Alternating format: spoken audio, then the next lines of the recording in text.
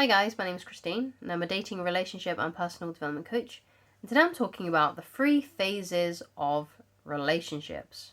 Okay, so we're going to be talking about relationships today and the 3 phases that all relationships go through, but it takes a really strong relationship to get to the last stage.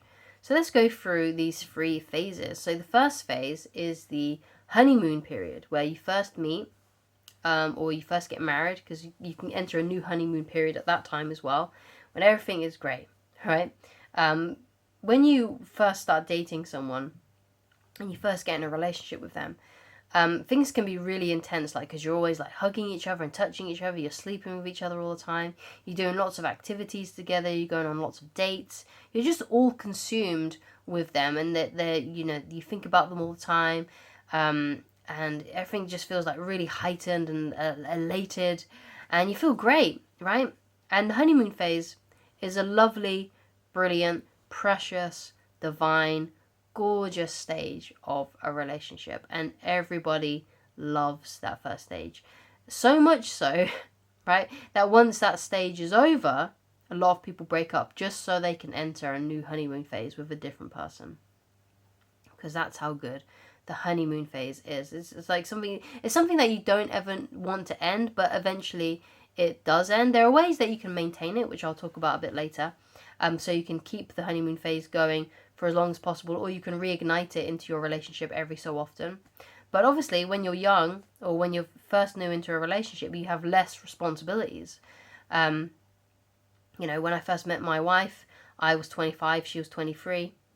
We didn't have many responsibilities back then, apart from things like work and such.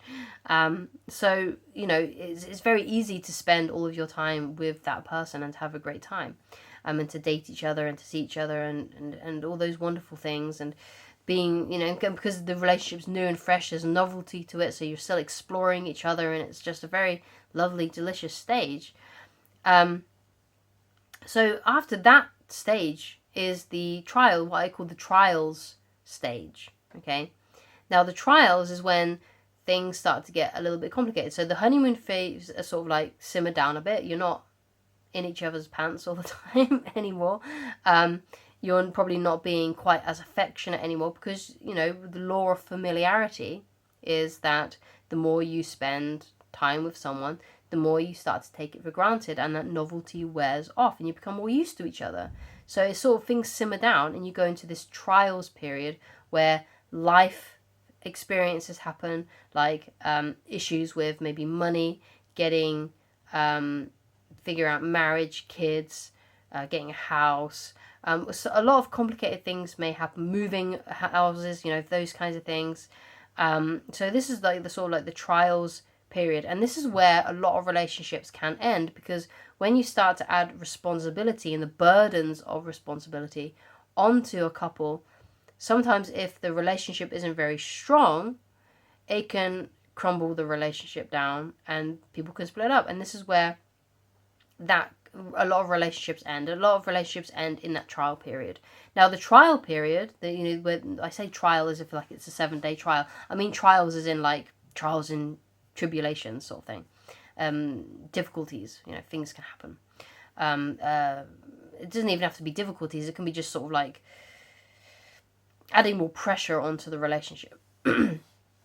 So yeah, a lot of relationships can end during that time. But the trials period, this trial era, where these trials are happening, can last a long time. There may be 20 years of a relationship being in these trials period.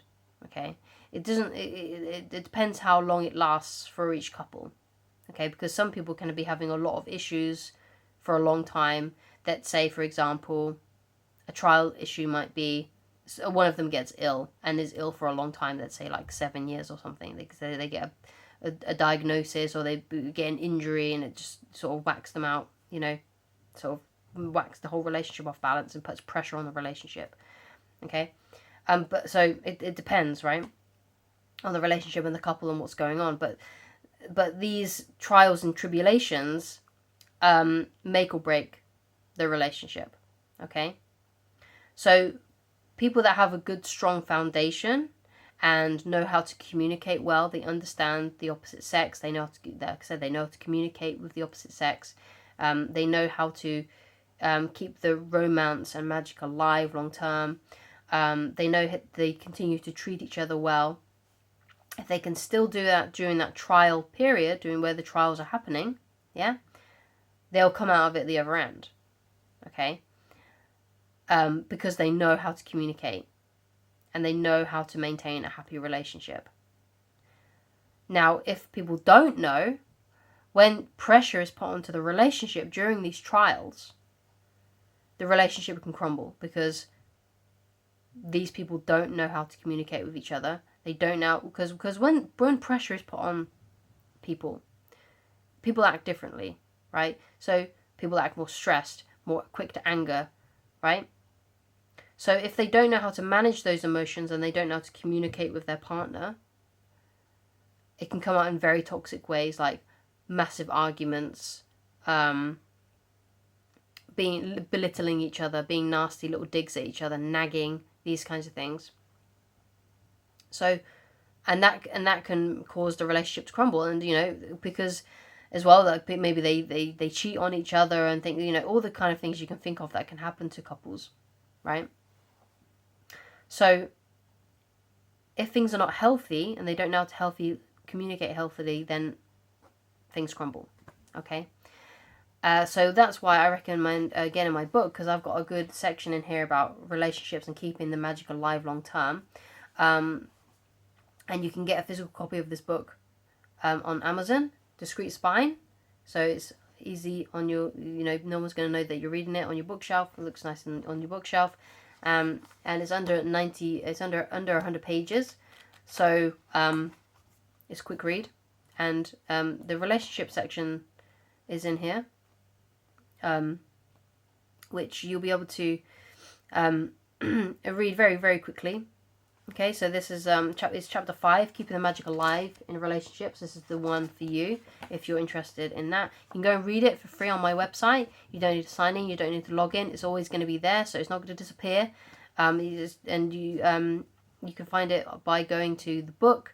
If you go down on the website to www.christinelovage.com, you'll find the book tab. You can click on the book.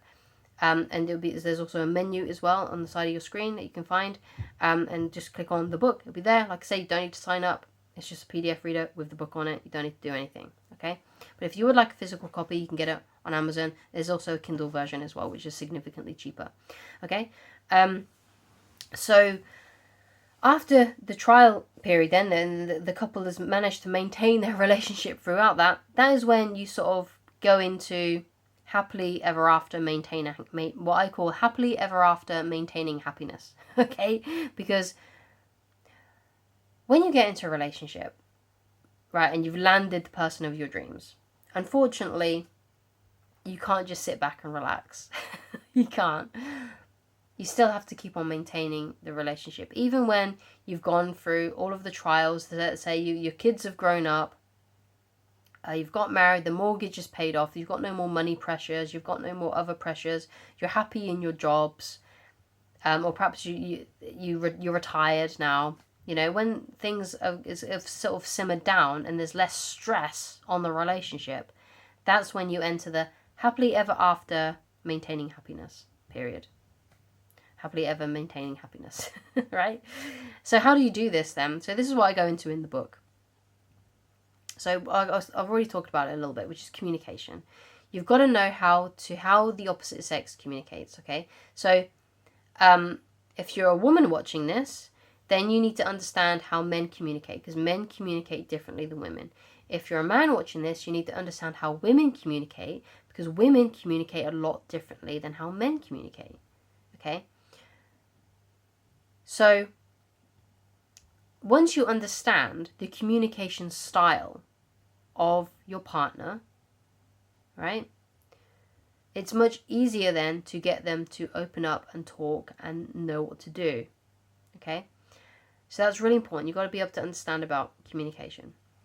So just quickly, men need the man cave. They need time away, right? It could be, when I say man cave, it doesn't necessarily mean that they have to go into their room or go into a cave or whatever. It's just like like an analogy, right? It could be that they go fishing, or it could be that they watch a bit of sports, or they play video games. Men need a bit of time, a bit of downtime, okay? And now they need it usually more than women. Usually, I'm not saying all the time. I'm just saying that men usually need a little bit of downtime. So when a man has a problem or an issue, he would rather just sit somewhere and stew and think about it, right? Or he would rather have go and talk to one of his guy friends to get a solution, or go and find advice from someone to get a solution, yeah. But he needs that time to sort of like be away and to think and to just decompress. Women, on the other hand, usually, not all the time, usually need to talk about it, right? They need to discuss things. They need to work it out, right? And they don't necessarily even want a solution to their problems. They just want to talk about it. They just want to get it off their chest, right? They just want to get off whatever it is troubling them off their chest and to talk about it and to voice their troubles and their worries and their concerns. They just want to voice it, right? They just want someone to sort of be a soundboard and, talk to them about it. Okay? So women tend to need to talk about things. Men usually sometimes need to withdraw and sort of stew over it themselves, or to do some sort of like mundane activity where they can sort of think about it while they're doing something else, like fishing, for example. They go out fishing and they think about their problems, and then they're like, oh yeah, it becomes less of a problem for them because they're decompressing and they're figuring it out in their own head. Okay, so that's just a couple of tips on that. A great book, a great resource for you on that as well, and I recommend it in the book too, is in my book is Men Are From Mars, Women Venus. Or is it Women Are From Venus, Men Are From... I don't know, it's definitely Men Are From Mars and Women Are From Venus by John Gray.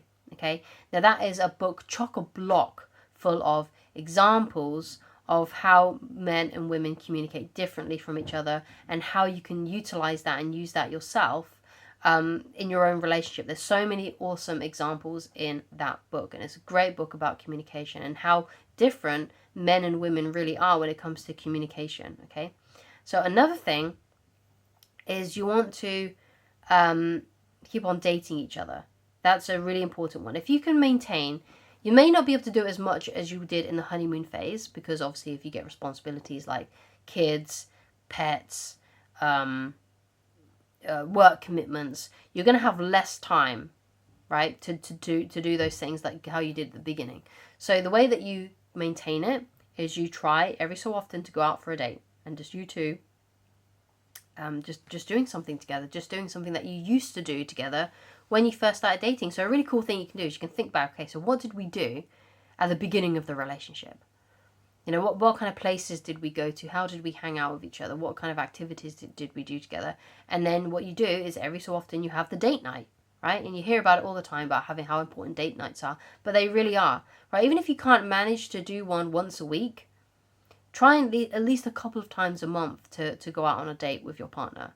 It's so important. And try to think about what you guys used to do and then just recreate it, right? But obviously you're just doing it a lot less. But that's one of the ways you can maintain the relationship. So if you just do those two things, if you just continue to date each other and understand how to communicate with each other, then you can happily ever after maintain your relationship. And it's also a good idea to do this as well through the trials and tribulations period too, because that will help keep things together while you're going through struggles and while you're going through different trials in your life.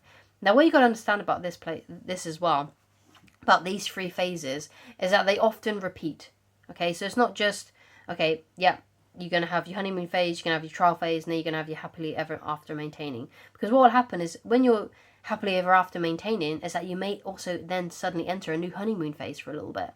It may be a very quick one, it may only even last a day, and then you'll quickly go into a trials period again.